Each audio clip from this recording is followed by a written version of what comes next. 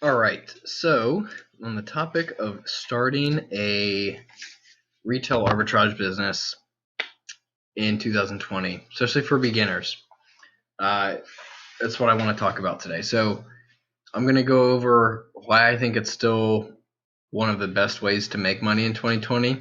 Some of the pitfalls that you're going to see as a new seller, or just some of the obstacles that you're going to find, and then also some frequently asked questions that a lot of new sellers focus on or ask. And if you have any other questions, put them down in the comments, and we'll get to them in another video. Maybe we'll do like a follow up for new sellers or something to that effect. So I myself, David Cook, I've done $1 million on Amazon, at least $1 million in sales on Amazon the last 4 years. And that's really my focus. I've also got a presence on eBay and Walmart. And then I also know quite a few sellers that are on places like Poshmark, Mercari, and some of those other stores. So there's still a ton of options out there. Facebook Marketplace is another one. There's still a lot of more options out there in 2020, and a lot of these are new. There's always another marketplace that's coming up, or there's always something new to learn and a new way to attack it. And there's also new ways to interchange these and take products from one place and get them onto a platform that's available to sell for some people. So overall, in 2020, retail arbitrage has really been around for, 5 or 6 years. It's really been extremely popular, I'd say, in the last 4.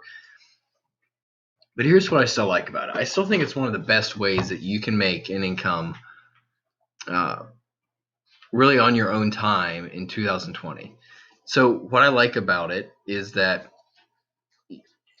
you don't have to be doing work at a certain time of day. So if you want to work a full-time job and then work at night or work before you go to your job, if you want to put in 4 or 5 hours here and there, you can do that. But it doesn't matter when it is. It can be 6 a.m. It can be, 9 p.m. You're not waiting for something to happen like you are at a job. Like at a job, you're there because, right, you're anticipating something to happen. You're anticipating a customer walking in, or your boss needing something from you, or something like that. Everything online can be done on your own time, right? Now there's a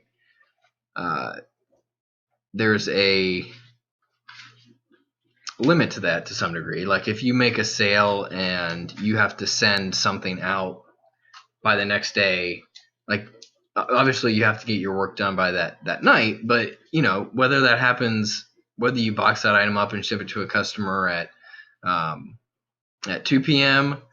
or 6 p.m., as long as you're still shipping it before the next day, it really doesn't matter that much. And that's really true across any way that you split this in any market that I get into. Amazon FBA, I think, is the most flexible, but it also comes with the highest amount of fees and costs. So there's some trade-off there. But that's what I really like about it is, if you work a full-time job, you can do this. If you're a college student, you can do this. If you are a high school student, you can do this. If you don't have a job, but maybe you've got a little bit of money, you can do this. So I like what's up, buddy? Say hi to everybody. Hi. Okay. Let me pause this real quick and get him started.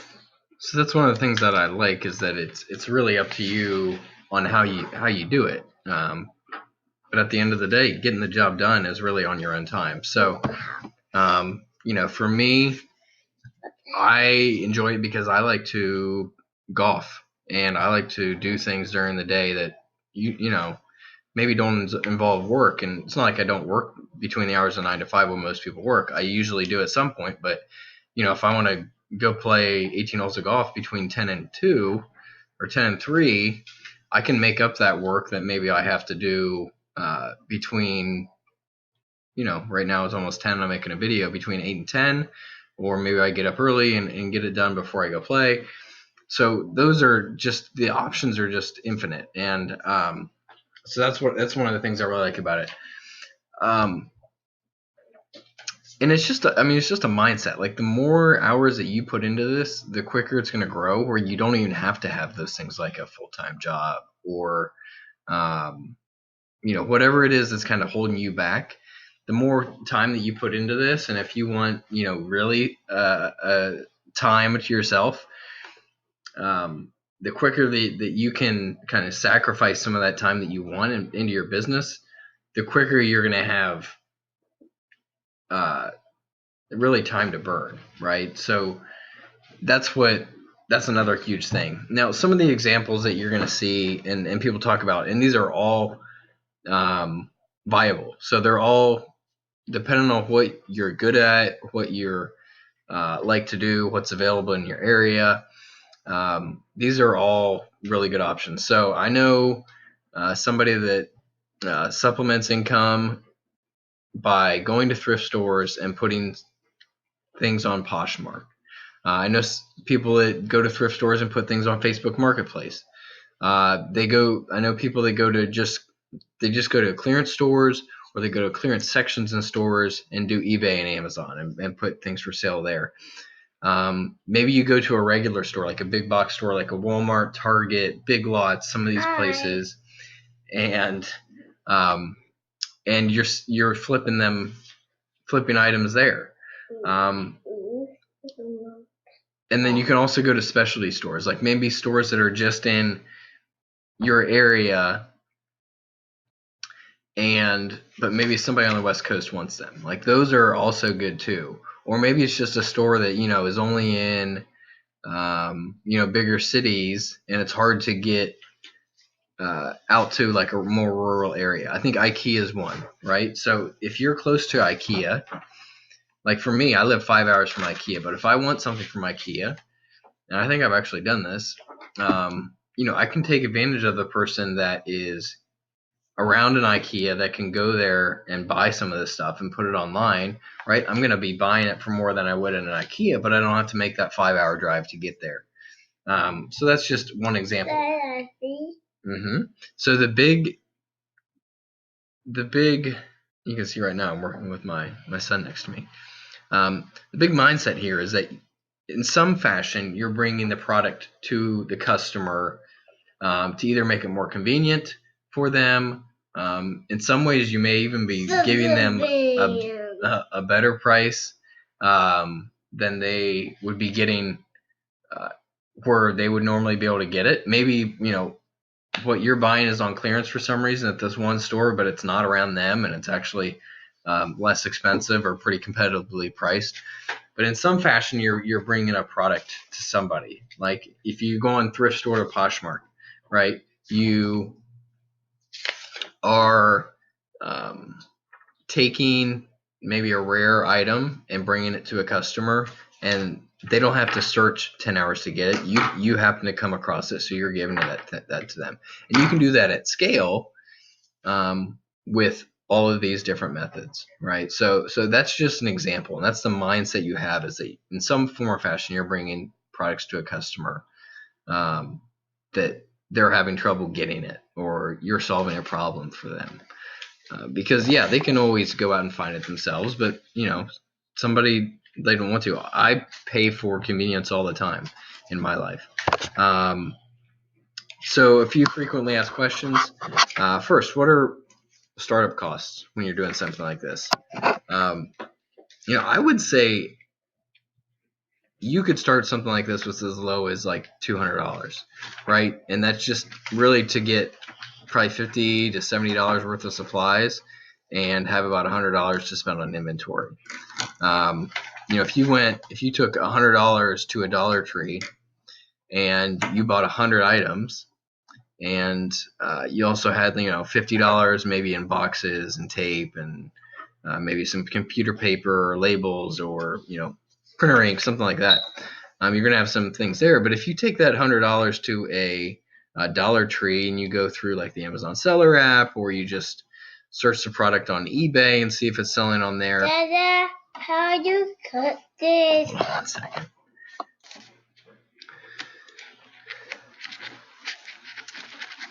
So yeah, you take that $100 to like a Dollar Tree, and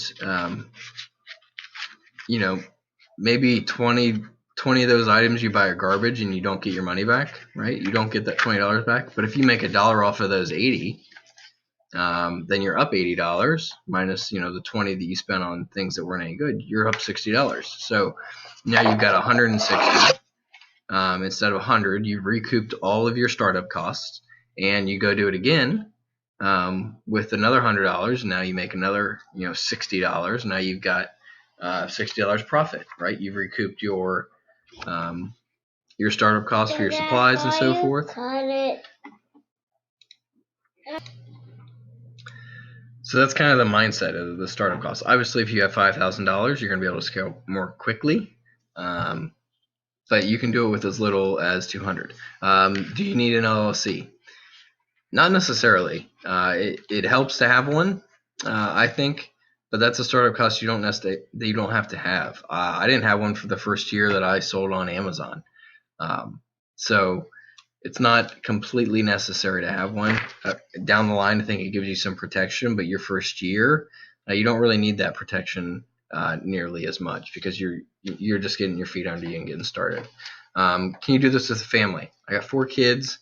I started doing this with no kids, but I know plenty of people that start this, single mom, single dad, or stay-at-home mom, stay-at-home dad, and they find a way to make it work somehow. So, where there's a will, there's a way. I know it's cliche, but there's definitely that out there.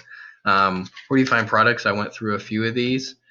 You can go to clearance stores like a Big Lots or Ollie's or something like that. You can go to clearance sections in a big retail store like a Target or Walmart or something like that. You can go to thrift stores. Like the possibilities are really endless here, and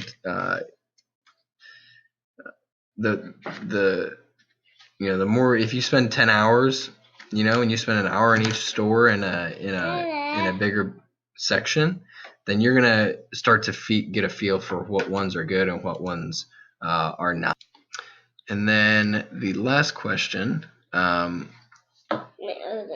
is how hard it is for new sellers. On a lot of these places, they highly encourage new sellers. I would say Amazon's the only one that it's probably a higher barrier for entry. Well, Walmart's pretty high, but for the learning curve, I say on Amazon is probably the highest on these common ones. Walmart's not really common for somebody that's starting out, but that's actually the highest learning curve, I think, out of all of these. But I would say Amazon for like a newer seller is probably the highest learning curve, but it's also got the most traffic and the most eyes on it, so you have the best opportunity to actually get sales. Yeah, if you do your due diligence and you're selling new products, you're buying new products and you're selling them as new. You're not buying, something at a thrift store and selling it as new. Or you're not buying something off Wish.com that looks like something on Amazon.com and you're selling it that way. Those types of things are the things that get you in trouble. And if you're just using common sense, you're going to do really well. And so yeah, to sum it up, it's really the amount of time that you put in it. I still think it's an incredible way to make money. It's still a path to a full-time income.